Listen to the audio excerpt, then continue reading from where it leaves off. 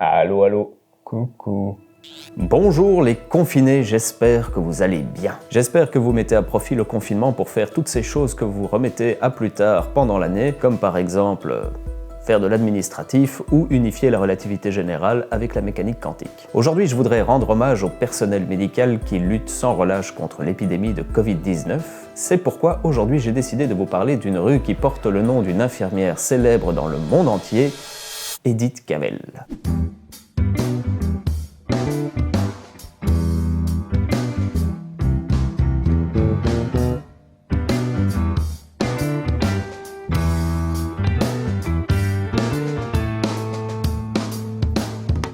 Avant de vous parler du destin d'Edith Cavell, intéressons-nous un tout petit peu à la rue en elle-même. Elle se situe à Uccle et relie l'avenue de Frey à la rue Van der Kinderen. La rue faisait partie de l'un des chemins principaux qui reliait Bruxelles au hameau de Carlo, la Carlo-Schebaan. Carlo est l'ancien nom du hameau de Saint-Job et de sa seigneurie. Le château de Carlo se tenait d'ailleurs à l'emplacement actuel de la place Saint-Job. Mais revenons à la rue Edith Cavell. Parmi les bâtiments intéressants qui s'y trouvent, on peut citer le restaurant de Hoef, qui se situe au coin de la rue Langeveld. Cette bâtisse a été construite en 1627 et servait à ses débuts de relais postal. Ce serait d'ailleurs de cette activité que le lieu a tiré son nom. Hoef viendrait de Hoefijzer, qui signifie fer à cheval en néerlandais. Il faut dire qu'à l'époque, l'endroit se situe en pleine forêt, et il faut attendre le milieu du 19e siècle pour voir s'y développer un hameau, le Koevoet ou Koeievoet.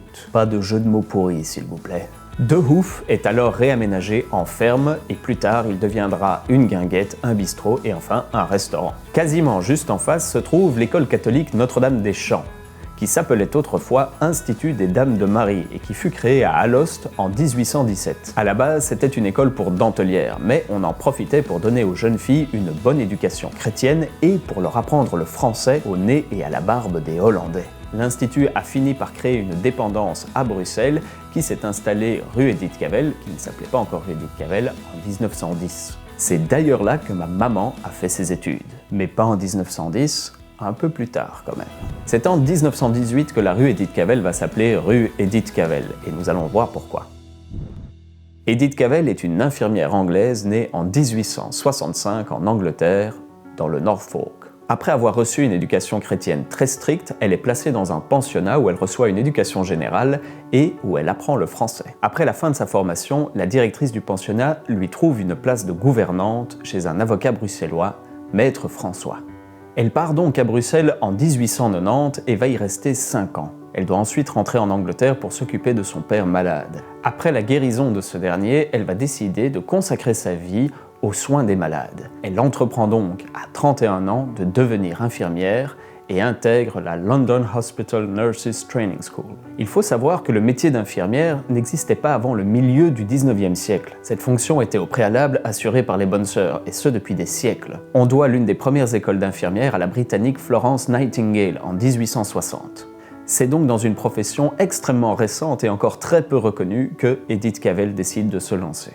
Et après 3 ans d'études, elle exerce son métier avec un grand succès dans plusieurs hôpitaux en Angleterre. C'est en 1906 qu'Edith Cavell revient à Bruxelles à la demande de Marguerite François, l'ex-femme de l'avocat chez qui elle avait travaillé comme gouvernante. Celle-ci lui demande de revenir à Bruxelles pour s'occuper d'un enfant malade en traitement chez le docteur Antoine Depage. Alors, un petit mot sur le docteur Antoine Depage qui a laissé son nom à une rue à Ixelles, tout près de l'ULB. Antoine Depage était un chirurgien et un homme politique libéral né en 1862 et mort en 1925. Nous le connaissons essentiellement pour le rôle crucial qu'il a joué dans la gestion de l'hospitalisation des blessés pendant la Première Guerre mondiale au sein de l'armée belge. Par ailleurs, il a aussi dirigé la Croix-Rouge, fondé la Croix-Rouge Congo et fondé aussi la Société belge de chirurgie. Vous pouvez d'ailleurs voir un buste à son effigie au coin de la place Bruckmann et de la rue Joseph Stallart. En cette fin du 19e siècle et du début du 20e, rappelons que catholiques et libéraux s'écharpent sur énormément de questions sociétales, particulièrement celles liées à l'enseignement. Et l'une des convictions d'Antoine Depage était qu'il fallait absolument retirer aux bonnes sœurs le monopole des soins apportés aux malades qu'elles détenaient depuis des siècles. C'est pourquoi l'Institut de chirurgie qu'il a créé, l'Institut Berkendahl, situé sur la place Bruckmann et qui deviendra plus tard la Croix-Rouge, n'engageait que des infirmières laïques. Et comme j'ai dit tout à l'heure, la profession d'infirmière n'est pas du tout reconnu dans le monde médical et est même un petit peu dénigré. C'est pourquoi le docteur Depage peine à trouver des candidates et doit recruter à l'étranger. Il décide donc de créer la première école de soins infirmiers en Belgique, l'école belge d'infirmières diplômées. Il avait déjà engagé Edith Cavell comme chef infirmière dans son institut de chirurgie et il lui demande de prendre la direction de cette nouvelle école. Par ailleurs, il demande à sa femme, Marie Depage, d'en devenir la directrice financière. Marie Depage de la rue Marie Depage, qui est perpendiculaire à la rue Edith Cavell. L'école se situe rue de la Culture, qui deviendra la rue Franz Merget. En 1914, elle déménage au coin de la rue de l'École, qui deviendra la rue Marie Depage, et de la rue de Bruxelles, qui deviendra la rue Edith Cavell. Les débuts sont évidemment difficiles. Pourquoi ? Parce que la profession d'infirmière n'est absolument pas reconnue et qu'encore à l'époque, c'est un peu une honte pour une femme de travailler. Mais le futur de l'école est assuré par une petite anecdote amusante. La reine Elisabeth se casse le bras et a besoin de soins infirmiers, ce qui fait naître beaucoup de vocations chez les jeunes femmes de l'époque. Et le gros problème quand on est reine et qu'on se casse le bras, c'est qu'on ne sait plus faire comme ça. Edith Cavell est en vacances en 1914 quand débute la Première Guerre mondiale. Et tout de suite, elle décide de rentrer à Bruxelles malgré l'opposition de sa famille. Elle sent que ses compétences risquent d'être plus que nécessaires. Et effectivement, dès août 1914, les Allemands envahissent la Belgique malgré la neutralité et occupent Bruxelles. Dès le début des combats, un réseau clandestin visant à faire évader les prisonniers alliés est monté avec la participation d'aristocrates belges, le prince Réginald de Croy et sa sœur, la princesse Marie de Croy. Je n'ai aucune idée de s'il faut dire Croy ou Croix. C'était le réseau York. York pour Croy à l'envers. Ou Croix à l'envers. Et Edith Cavell va activement participer à ce réseau. Elle considère même cette activité comme le prolongement de son devoir d'infirmière. Le réseau va s'étendre et puis fusionner avec d'autres, notamment celui dans lequel on retrouve Philippe Boeck, un architecte bruxellois très engagé dans la résistance à l'occupant et qui a mis sur pied tout un système de guidage pour acheminer des soldats blessés alliés vers la Hollande. Le réseau York ne sera actif qu'une petite dizaine de mois, mais on estime qu'il a permis l'évasion de plus de 200 soldats alliés. En mai 1915, Marie Depage, l'amie d'Edith Cavell et la femme du docteur Antoine Depage, périt dans le naufrage du Lusitania, un paquebot civil torpillé par un sous-marin allemand. Le navire revenait des États-Unis où Marie Depage était allée lever des fonds pour aider l'hôpital militaire de son mari qu'il avait mis en place à La Panne pour aider les soldats blessés. L'hôpital Océan, du nom de l'hôtel dans lequel il était installé, l'hôtel Océan. Et tandis qu'Edith Cavell pleure la disparition de son ami, l'étau se resserre lentement sur le réseau York grâce à l'infiltration d'un espion allemand qui s'est fait passer pour un soldat allié. En juillet 1915, Philippe Boeck est arrêté et le mois suivant, Edith Cavell avec tout le reste du réseau. Le procès débute le 7 octobre dans la salle du Sénat belge à Bruxelles. Edith Cavell tient à y apparaître en civil afin de ne pas porter préjudice à sa profession. Aucun des 35 accusés n'aura droit à une défense adéquate et le procès ne durera en tout que 2 jours. On peut donc rappeler la phrase attribuée à Clémenceau « La justice militaire est à la justice, ce que la musique militaire est à la musique ». Edith Cavell et Philippe Boeck sont tous deux condamnés à mort, et ce malgré les nombreuses protestations de diplomates des pays neutres, parmi lesquels l'ambassadeur des États-Unis à Bruxelles, Brandt Whitlock. Le Brandt Whitlock du boulevard Brandt Whitlock à Woluwe. L'exécution a lieu le 12 octobre au tir national à Schaerbeek. La veille de son exécution, Edith Cavell a reçu, dans sa cellule de la prison de Saint-Gilles, la visite du révérend Sterling Gahan afin de recevoir une ultime bénédiction. Celui-ci rapporte que quand il lui a dit que l'on se souviendrait d'elle comme d'une héroïne et d'une martyre, elle a simplement répondu « Ne pensez pas à moi comme ça, pensez à moi comme une infirmière qui a essayé de faire son devoir ». Et le moins que l'on puisse dire, c'est que cette dernière volonté ne sera pas respectée. La nouvelle de l'exécution d'Edith Cavell fait un tollé dans le monde entier et traverse rapidement les frontières. Il devient le point central sur lequel va se cristalliser toute la propagande alliée pour allier l'opinion publique mondiale contre l'Allemagne. L'autre élément principal de la propagande alliée est d'ailleurs le naufrage du Lusitania. Edith Cavell devient une martyre exécutée sur l'autel de la barbarie germanique.